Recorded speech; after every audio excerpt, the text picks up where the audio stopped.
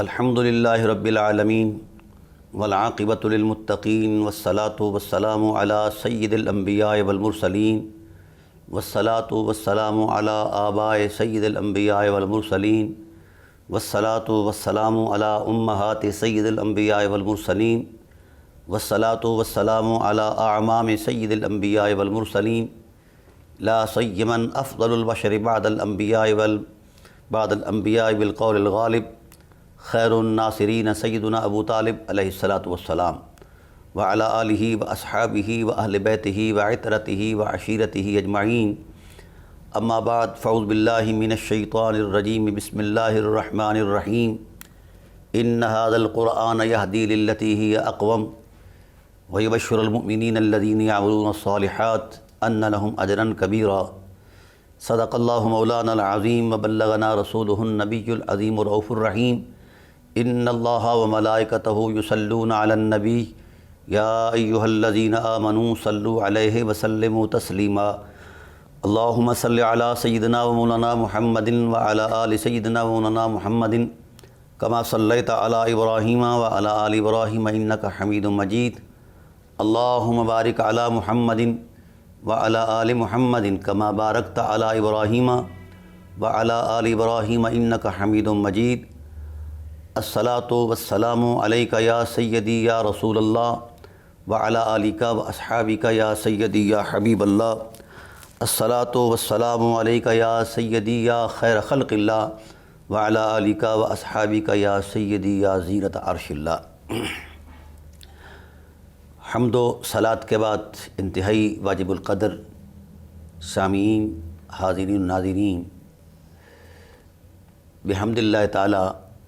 آج ہم اللہ تعالیٰ کے فضل و احسان سے ماہ مبارک ماہ رمضان کی نشریات کا باقاعدہ آغاز کر رہے ہیں، اور آج کا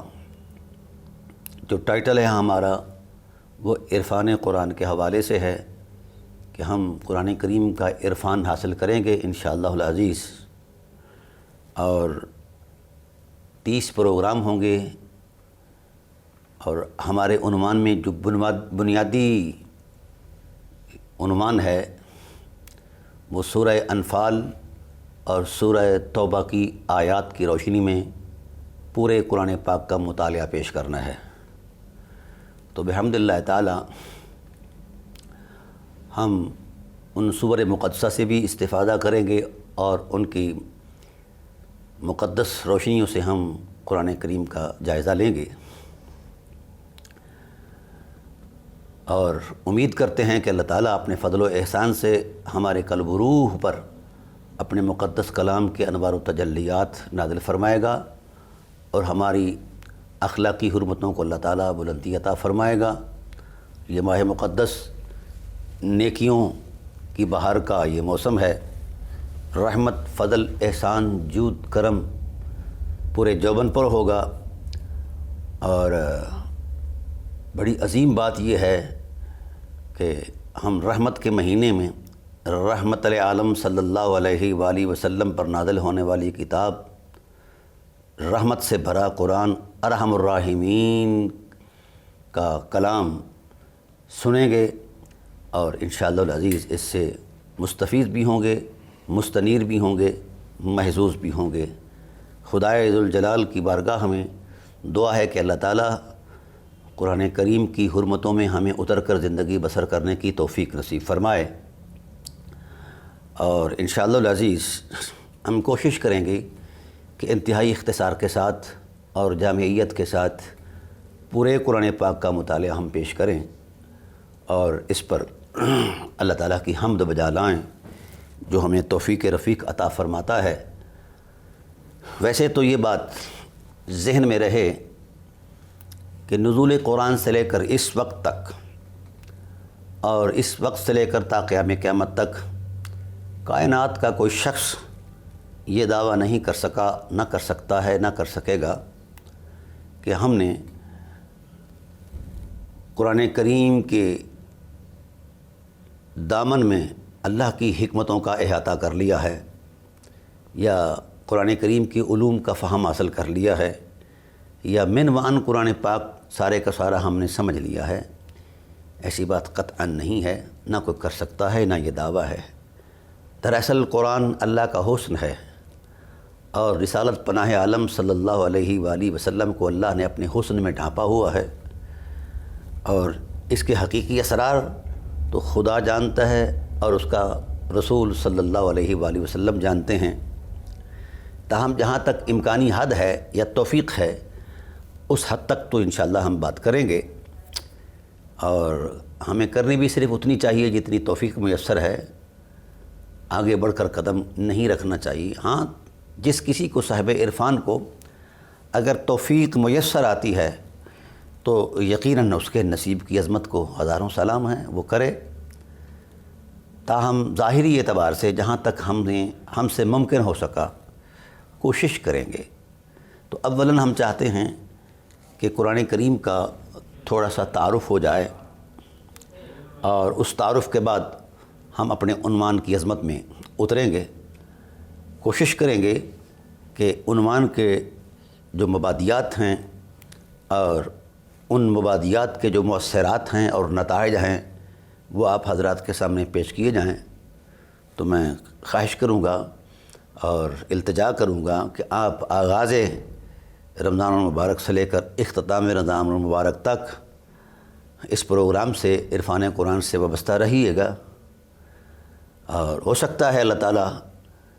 کسی سمے کوئی رحمت کی نظر ڈال دے، میرے لیے بھی اللہ تعالیٰ اپنے فضل و احسان کا دروازہ کھول دے، اور آپ کے لیے بھی، بلکہ پوری امت کے لیے بھی۔ حضور عظمت الہی میں یہی دعا ہے کہ اللہ تعالیٰ ہمیں اپنے کلام کا فہم نصیب فرما، اور اپنے کلام کی حرمت اور عظمت میں یقین کے ساتھ اور عمل خالص کے ساتھ زندگی بتانے کی توفیق نصیب فرما۔ تو قرآن کریم اللہ تعالیٰ کی طرف سے نازل کردہ عظمت ہے، اور یہ وہ بے مثال عظمت ہے۔ جس طرح اللہ تعالیٰ اپنی ذات میں لا شریک ہے، وہ اپنی بات میں بھی لا شریک ہے، بلکہ تمام صفات میں لا شریک ہے۔ حسن سمتیت کے وہ جلوے جو بزم عالم کو مسرور بھی کر رہے ہیں، مخمور بھی کر رہے ہیں، محظوظ بھی کر رہے ہیں، اور ان جلووں کی برکتوں سے، مؤثرات سے نظم کائنات کا تانا بانا جاری اور ساری ہے۔ صرف فرق اتنا ہے کہ ہمیں ان جلووں کا احساس ضروری ہونا چاہیے، کہ ہم انہیں محسوس کریں اور اللہ تعالیٰ کی مشیت کے نور میں چلے، قرآن کے احکامات پر عمل کریں۔ دراصل جب تک ہم اس راستے پر مستقل مزاجی کے ساتھ نہیں آئیں گے، ہمارا فہم کھلے گا نہیں، ہم صرف اندازوں سے باتیں کرتے رہیں گے۔ ڈاکٹر اقبال علیہ الرحمہ نے اسی لیے یہ بات کہی تھی کہ اندازوں سے بات نہ کی جائے، یہ قرآن اللہ کا حسن ہے۔ جب تک نہ ہو تیرے دل پہ نزول کتاب، گرہ کشا ہے نہ راضی نہ صاحب کشاف۔ تو ڈاکٹر اقبال علیہ الرحمہ نے بڑا خوبصورت ہمیں اشارہ دیا ہے کہ یوں سمجھو کہ قرآن کا نور تم پر نازل ہو رہا ہے، اس کے نزول کی حرمت میں اتر جاؤ گے تو پھر کیفیات کچھ اور ہوگی، اسرار کی عظمت کچھ اور ہوگی، حکمتوں کے دروازے کچھ اور طرح کے کھلے گے۔ تو اگر ہم نے مذہبی تصورات کے ٹائٹل میں جائزہ لیا قرآن پاک کا، جس طرح آج لیا جا رہا ہے، تو نتیجہ کچھ نہیں نکلے گا۔ نتیجہ صرف اپنے خیال کو آسودہ کرنے کے لیے یا اپنے خیال کے اطمینان کے لیے ہی ہو سکتا ہے۔ نذیر للعالمین حضور کا تشخص ہے، عالمین کے لیے اللہ کا رسول نذیر بن کر آیا ہے، رحمت للعالمین بن کر آئے ہیں۔ اسی طرح قرآن کریم کی تعلیمات، قرآن کریم کا حجم، قرآن کریم کی برکات آفاقی ہیں، مذہبی نہیں ہیں۔ جس نے جو مذہب اس سے کشید کیا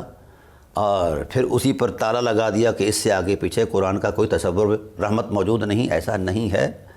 قرآن ایک اپنی شان رکھتا ہے، اور کاش یہ امت قرآن میں اترتی اور قرآن کو اپنے قلب و روح میں اتارتی۔ کاش یہ امت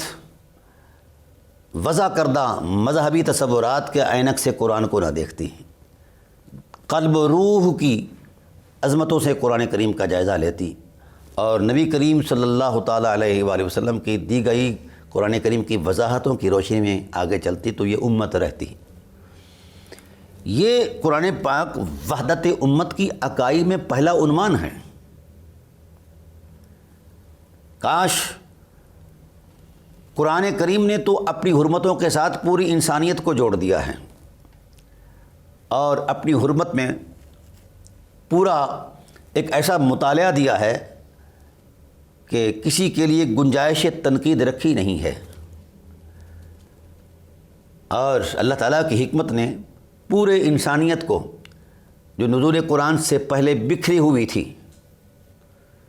رنگ و نسل کے تسلسل میں، مذہبی افکار کی صورت میں، سوسائٹی اور کلچر کے تسلسل میں، زبان کی اختلاف میں، قبائلی تناؤ میں بٹی ہوئی تھی، تو جو ہی قرآن اترا اور نزول قرآن نے اپنے مقاصد کو وضاحت کے ساتھ بیان فرمایا تو اللہ تعالیٰ نے ایک ٹائٹل دیا کہ قرآن کے ماننے والوں، تم کالے ہو، گورے ہو، عربی ہو، اجمی ہو، کیسے بھی ہو، جس انداز کے بھی ہو، جو ہی تمہارا تمسک، تمہارا رابطہ، واسطہ قرآن اور صاحب قرآن سے جڑ جاتا ہے مضبوط انداز میں، تو کل مومن اخوہ، اب وہ تمام دوریاں ختم،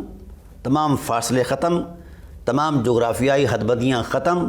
رنگ و نسل کے جغرافیے ختم، زبان اور کلچر کا اختلاف ختم، تم جہاں کہیں بھی ہو تم ایک اخوت کے اندر آ گئے ہو، ایک عظمت کے اندر آ گئے ہو۔ یہ ہے مدعائے کلام الہی، یہ ہے مزاج رسول کی حرمتوں کا پہلا احساس، یہ ہے مشیت الہی کا پہلا عنوان۔ جب تک انسانیت یکجا نہیں ہوگی، بامقصد نہیں رہے گی، زندگی کا تسلسل کسی نتیجے پر نہیں پہنچے گا، زندگی کسی حرمت سے آشنا نہیں ہوگی، زندگی کسی وقار سے وابستہ نہیں ہوگی۔ حیرت ہے کہ قرآن جوڑنے کے لیے آیا اور ہم نے قرآن کو توڑنے کا ذریعہ بنا ڈالا ہے۔ یہ وحشتناک فکر ہے، اس کا دین سے، قرآن سے، رسول خدا سے اور خدائے ذوالجلال کی ذات سے کوئی تعلق نہیں ہے۔ جو قرآن فرقہ واریت کا درس دیتا ہو وہ قرآن ہے ہی نہیں، بلکہ قرآن نے تو یہاں تک کہہ دیا ان الذین فرقوا دینہم وکانوا شیعا لست منہم فی شیء۔ میرے حبیب، جن لوگوں نے تفرقہ ڈالا، جن لوگوں نے فرقے بنائے، آپ کا ان سے تعلق ہی کوئی نہیں ہے، دین کا ان سے تعلق ہی کوئی نہیں ہے، قرآن کا ان سے تعلق ہی کوئی نہیں ہے۔ قرآن نے تو بار بار کہا ہے ولا تتفرقوا ولا تفرقوا، فرقہ نہ ہو جانا۔ حیرت ہے، قرآن اپنی مؤثر حکمت عملی کے تحت اس وقت کے اجڑ ترین، جاہل ترین ماحول کو، کلچر کو، سوسائٹی کو، ان کی اقدار و روایات کو اس طرح مہذب کر دیتا ہے کہ کوئی اگر اپنی زندگی میں کیسا تھا، جو ہی قرآن سے وابستہ ہوا تو اسے صدیق اکبر بنایا گیا، فاروق اعظم بنایا گیا، مشکل کشا بنایا گیا۔ ہاں جی، کوئی فرشتوں کے ساتھ محو کلام ہے، کوئی خدائے ذوالجلال کی حرمتوں میں ڈوبا ہوا ہے، اور جب آپس میں ملتے ہیں تو قرآن کریم نے ان کو ٹائٹل دیا ہے کہ رنگ، نسل، کلچر، زبان اور قبائلی اختلاف کا جو ایک طوفان تھا سرزمین عرب پر دور جاہلیت کے اندر، قرآن نے کہا جو ہی وابستہ ہو گئے قرآن سے یہ لوگ، رحماء بینہم، رحماء بینہم، رحماء بینہم، وہ ان کی ساری عداوتیں رحمت میں بدل گئیں، شفقت میں بدل گئیں، اخوت میں بدل گئیں، محبت میں بدل گئیں۔ ان کی زبانیں اتنی پاکیزہ ہو گئیں کہ کوئی غیر پاکیزہ لفظ ان کی زبانوں پر آیا ہی نہیں کرتا تھا۔ ان کے خیال اتنے مطہر ہو گئے، اتنے پاکیزہ ہو گئے کہ قرآن، صاحب قرآن اور اللہ وحدہ لا شریک کے علاوہ ان کے خیالوں میں کسی اور احساس کا گزر ہی نہیں ہوا کرتا تھا، اور ان کے رویوں میں اتنی طہارت آ گئی، جو شفاق تھے، اجڑ تھے، اور نہ جانے کس کس برائی کا شکار تھے، وہ اخلاق کی اس عظمت پر جا پہنچے کہ حسن اخلاق بھی وجد کرنے لگا، مرتبہ اخلاق بھی ان کو سلام کرنے لگا۔ تو اس کی وجہ کیا تھی؟ وہ قرآن سے وابستہ تھے، صرف قرآن پڑھا نہیں کرتے تھے، وہ قرآن میں پیوست تھے اور کہا کرتے تھے حسبنا کتاب اللہ، ہمارے لیے اللہ کی کتاب کافی ہے۔ ظاہر ہے اس وقت کا ماحول اور اس کے تقاضے اگرچہ بڑے متنوع تھے، طرح طرح کے تھے، لیکن قرآن کے نور نے ان کے شعور کو ایسا بیدار کیا کہ انہیں نظر آیا کہ ہمارے پہلے رویے زندگی کی روشنی میں ایک دخل اندازی تھی، زندگی کی رونق میں ایک تعفن تھا۔ جب قرآن آیا تو نزول قرآن کے بعد زندگی کی رونق بحال ہو گئی، زندگی کو حرمتیں نصیب ہوئیں، زندگی میں برکتوں کا نزول ہوا۔ اور اگر آپ اس کا جائزہ میرے لفظوں سے ہٹ کر حضرت جعفر طیار رضی اللہ تعالیٰ عنہ کا وہ خطبہ اگر مطالعہ کر لیں جو نجاشی شہنشاہ حبشہ کے دربار میں آپ نے پڑھا تھا، تو میرے خیال میں پھر میری وضاحتوں کی ضرورت نہیں رہے گی۔ تو ناظرین کرام، کب وقت آئے گا کہ ہم غور کریں گے؟ وہ ابھی آنے والا ہے کہ ہم اس میں اتریں گے، دیکھیں گے، نتیجہ خیزی کے دیکھیں گے۔ اللہ کے بندو، جتنا جس کے پاس وقت کا سرمایہ ہے وہ قرآن سے وابستہ کر دے، اور میں پورے یقین سے کہتا ہوں امت جو ہی قرآن سے پیوست ہو جائے گی تو امت بن جائے گی۔ اور آج کل کے کلچر میں، سوسائٹی میں، خاص کر مذہب کی دنیا کے اندر اس انداز کا خوفناک جوڑ توڑ ہو رہا ہے کہ مذہب، مسلک، مشرب کے نام پر فساد ہے، اور قرآن کریم کی جو آفاقی عظمت ہے، قرآن کریم کی جو وحدت کا دیا ہوا تصور ہے، قرآن پاک کی جو حرمت نور ہے، اس کی طرف دھیان نہیں۔ بس ہم یہی کہتے ہیں کل حزب بما لدیہم فرحون، ہم اسی بات پر ناچ رہے ہیں جو میرا مسلک ہے، اسی میں سچائی ہے، اسی میں بھلائی ہے، اسی میں سب کچھ ہے۔ بھئی مسلک مولانا صاحبان کے بنائے ہوئے ہیں، قرآن کا مسلکوں سے کوئی تعلق نہیں ہے، مشربوں سے کوئی تعلق نہیں ہے۔ قرآن کی حمیت، قرآن کی حرمت، قرآن کا تقدس، قرآن کی تعلیمات آفاقی ہیں، مسلکی نہیں، مذہبی نہیں، مشربی نہیں، جو کسی کے خیال کے ترجمانی کرے، نہیں، یہ اللہ کا حسن ہے۔ اور جو اس قرآن سے وابستہ ہو جاتا ہے دلی طور پر، وہ مسلک کی تنگ وادی سے نکل آیا کرتا ہے، مشرب کے تنگ تصور سے نکل آیا کرتا ہے، مذہب کے تنگ دائرے سے نکل آیا کرتا ہے، کیونکہ وہ آفاقی ذات کے ساتھ وابستہ ہو گیا ہے، وہ خود آفاقی بن جاتا ہے۔ تو اس لیے آج دنیا ٹیلی کمیونیکیٹ ہو چکی ہے، آج دنیا ہر چیز سکرین پر دیکھ رہی ہے، آج دنیا بحمد اللہ تعالیٰ شعور کی پرواز کی طرف جا رہی ہے۔ لیکن حیرت ہے کہ مسلکوں کے ٹھیکیدار اب اپنی ٹریڈ کمپنیاں چلانے کے لیے مسلک کو بڑا پالش کر کے بتاتے ہیں، جب ان کے مسلک کا جائزہ لیا جاتا ہے تو کائنات کا جھوٹ لگتا ہے۔ میں گزارش کروں گا پوری امت سے، سچ ٹی وی کی سکرین کے حوالے سے، اور جہاں کہیں بھی مجھے موقع ملتا ہے، اسلامی وحدت وقت کی ضرورت بھی ہے اور مجبوری بھی ہے۔ اگر اس طرف نہیں آئیں گے تو ہم نے قرآن کو جھٹلایا، صاحب قرآن کو جھٹلایا، خدائے ذوالجلال کو جھٹلایا، کیونکہ ہم نے ان کی تعلیمات پر اعتماد ہی نہیں کیا، مشیت الہی کا احترام ہی نہیں کیا، مزاج نبوت کا احترام ہی نہیں کیا، حرمت قرآن کو ہم نے جانا ہی نہیں ہے۔ اگر ہم جانتے ہوتے تو یہ صورتحال نہ ہوتی کہ ہم ممبروں پر چڑھ کر ایک دوسرے کو کافر کہہ رہے ہیں اور ایک دوسرے پر الزام لگا رہے ہیں۔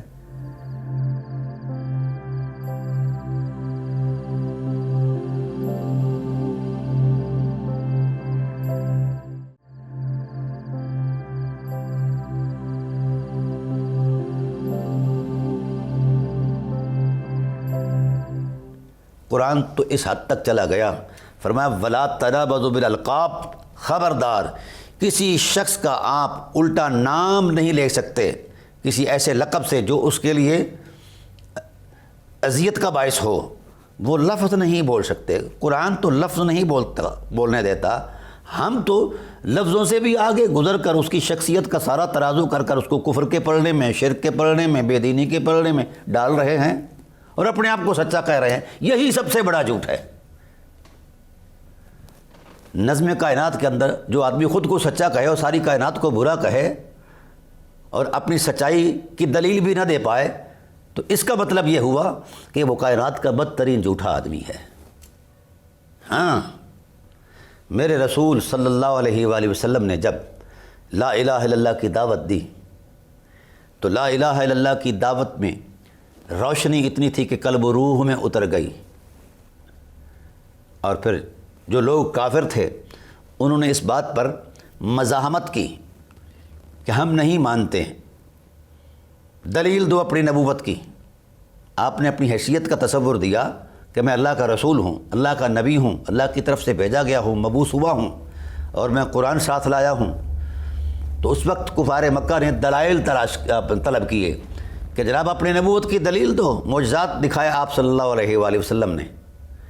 چاند توڑ کر دکھایا، سورج موڑ کر دکھایا، کنکریوں کو کلمہ پڑھایا، مردوں کو زندہ کیا، نبوت کی انگلیوں سے چشمے جاری کیے، یہ سارے کمالات دکھائے۔ لیکن پھر بھی کفار نے کہا، اس لیے قرآن نے ان کو کافر کہا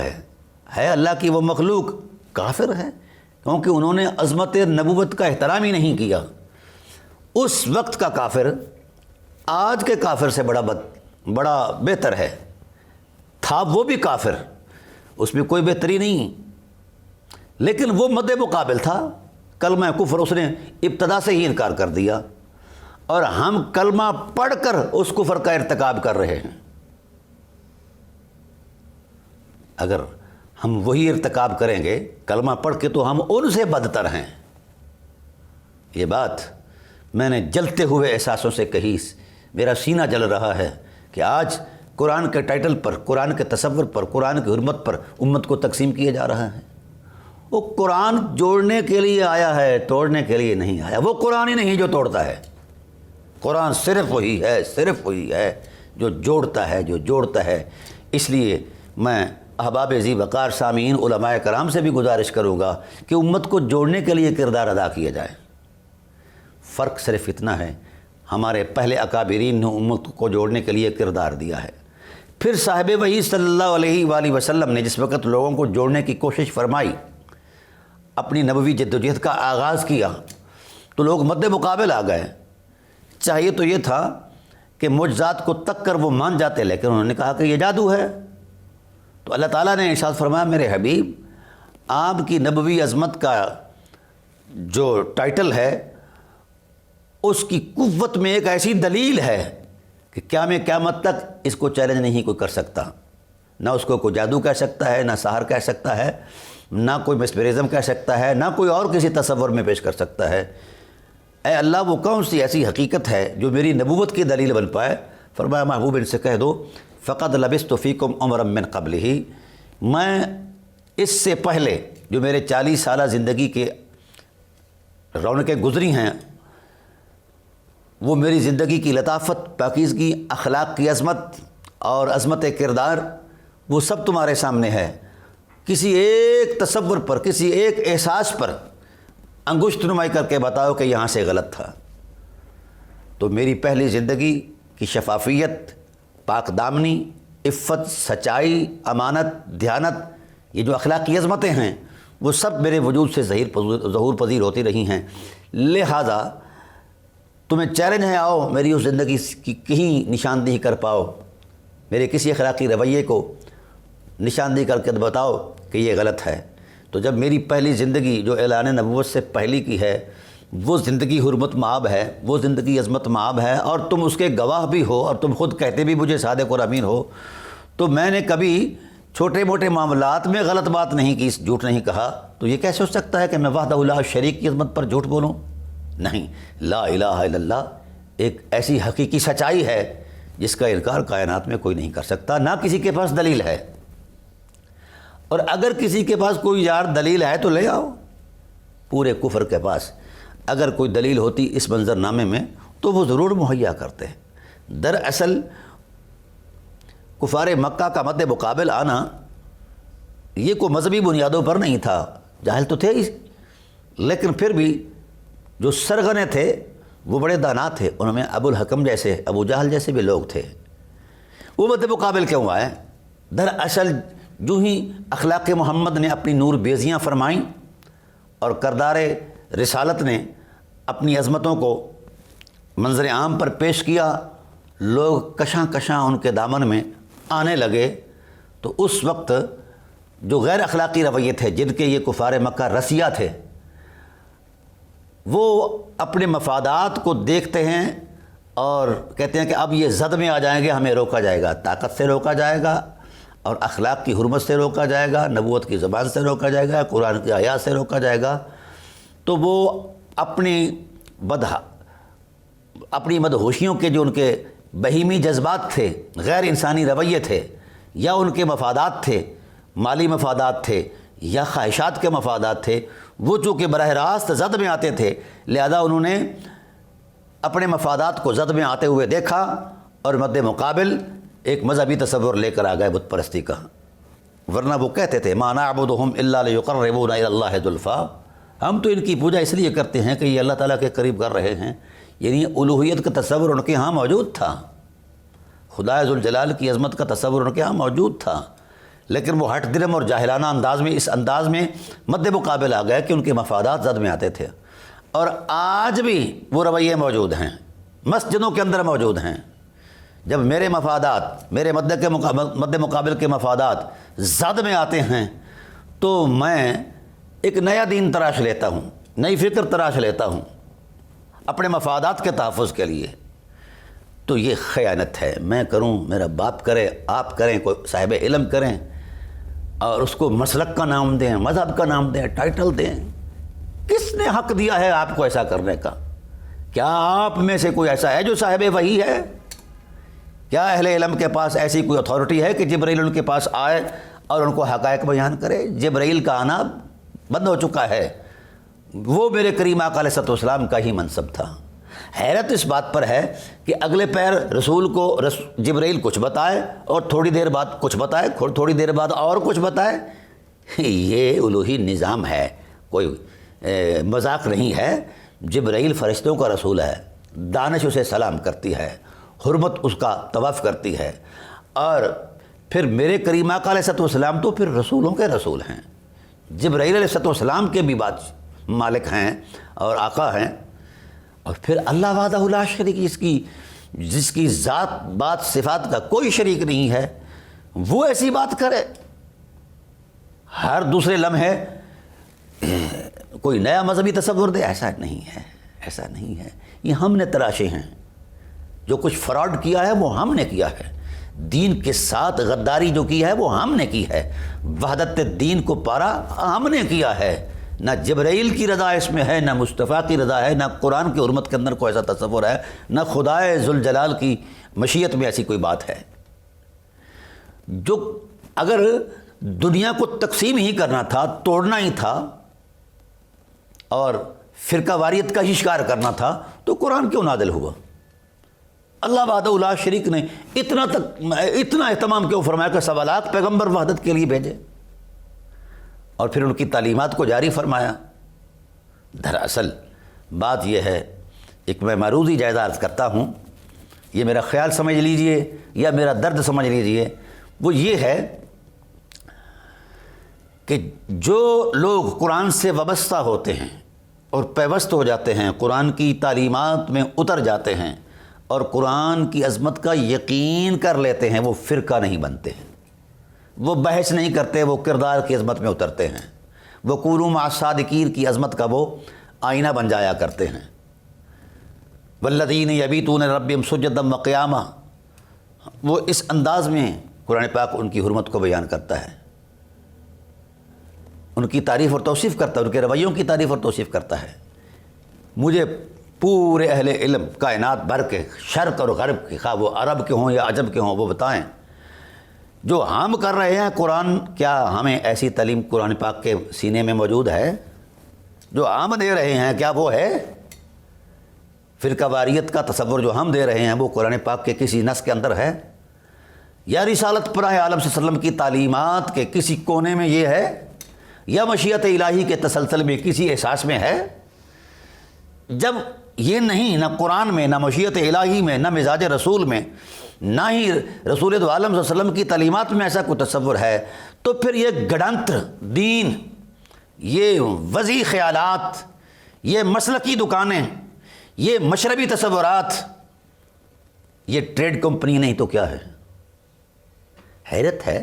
ہم لکیر کھینچ دیتے ہیں، ایک مولانا اٹھتا ہے وہ کہتا ہے جو میں کہتا ہوں یہی حق ہے، دوسرا اٹھتا ہے وہ کہتا ہے جو میں کہہ رہا ہوں وہی حق ہے، تیسرا کہتا ہے کہ نہیں وہ حق نہیں میں حق ہوں، چوتھا کہتا ہے کہ میں حق ہوں۔ اس کا مطلب یہ ہوا کہ حق ان کے درمیان گھوم رہا ہے، حق ان کا قبلہ نہیں، یہ حق کے قبلہ ہیں، حق ان کا تابع ہے، نعوذ باللہ من ذالک، یہ حق کے تابع نہیں ہیں۔ یہ مولاناؤں کو خدا کا خوف کرنا چاہیے، خاص کر بر صغیر کے اندر جو ایک مصنوعی تقسیم ہے دین کی، مصنوعی تقسیم ہے، جغرافیائی تقسیم ہے، فکری تقسیم ہے، فراڈ، جھوٹ، بددیانتی پر مشتمل تقسیم ہے۔ اس کی کیا حقیقت ہے؟ کیا مجھے احترام نہیں آتا دوسرے مولانا کا؟ ہم ایسا نہیں کرتے، نہ ہم میں یہ جرت ہے۔ ہماری نجی زندگی ہو، پرائیویسی ہو یا دوسرے معاملات ہوں، کیا ہم قرآن کو لباس بناتے ہیں ایسے حالات میں؟ اگر بناتے ہیں تو قرآن سے ہمارا تعلق ہے، اگر نہیں تو پھر ہم لوگوں کو دھوکہ دے رہے ہیں، امت کو قرآن کے نام پر تقسیم کر رہے ہیں۔ قرآن تو کہتا ہے ان ھذا القرآن یہدی للتی ہی اقوم، قرآن تو مضبوط راستہ بتاتا ہے، پاکیزہ حرمت کا تصور دیتا ہے اور احترام انسانیت کی عظمت دیتا ہے اور اخلاق کی حرمت کی معراج بتاتا ہے۔ قرآن کریم کا جو مرتبہ ہے وہ مذہبی مرتبہ نہیں ہے کہ ہم نے اپنے مذہب تراش کر قرآن کو اس میں ڈال لیا، ایسا نہیں ہے۔ قرآن پاک کا اپنا مرتبہ ہے، قرآن اللہ کا حسن ہے، یہ کسی کے تابع نہیں ہے، کائنات اس کے تابع ہے۔ یہ کسی مسلک کے مطابق نہیں ہے کہ ہم مسلک کا تصور اس میں پیش کریں اور یہ قرآن پاک اس مسلک کی تائید کرے، ایسا نہیں ہے۔ قرآن کی ایک اپنی شان ہے، اپنا مرتبہ ہے، اپنی عظمت ہے، اپنا وقار ہے۔ اس لیے قرآن کریم نے پہلے اپنا حجم بیان فرمایا، ولا رطب ولا یابس الا فی کتاب مبین۔ آئیے، مسلک کا حدود اربع تو کسی خاص علاقے تک، مدرسے کے افکار تک یا مولوی صاحب کی فرسودہ سوچ تک، اس سے آگے مسلک کا تصور ہی کوئی نہیں ہے۔ قرآن یہ کہتا ہے ولا رطب ولا یابس الا فی کتاب مبین۔ قرآن کا علمی حجم کتنا ہے کہ کوئی کائنات کی خشک اور تر چیز ایسی نہیں جو کتاب مبین میں نہیں ہے، بلکہ فرمایا وما من غائبۃ فی السماء والارض الا فی کتاب مبین، کائنات کی کوئی غیب ایسی حقیقت اور عظمت نہیں جو قرآن کریم میں نہ ہو، وہ غیب ہی نہیں جو قرآن میں نہیں ہے۔ تو قرآن تو اپنے دامن میں غیب کے اسرار بھی رکھتا ہے، عالم شہادت کے احوال بھی رکھتا ہے، عالم عامر سے لے کر عالم قیامت تک، بعد قیامت تک ہر حقیقت سمٹ کر قرآن میں آئی ہوئی ہے۔ بلکہ ارشاد فرمایا ولا اصغر من ذلک ولا اکبر الا فی کتاب مبین کل صغیر و کبیر مستتر۔ یہ قرآن پاک کا دعویٰ ہے۔ ہے کسی مولوی صاحب کے خیال کی دنیا میں اس دعوے کی کوئی حقیقت کہ ہر چھوٹی بڑی چیز، چھوٹا ذرہ بھی قرآن میں محفوظ اور موجود ہے، اس کی حکمت اور اس کی سرکولیشن اور بڑی سے بڑی عظمت بھی قرآن پاک کے اندر موجود ہے، اور ہر غیب کے سارے اسرار قرآن میں ہیں،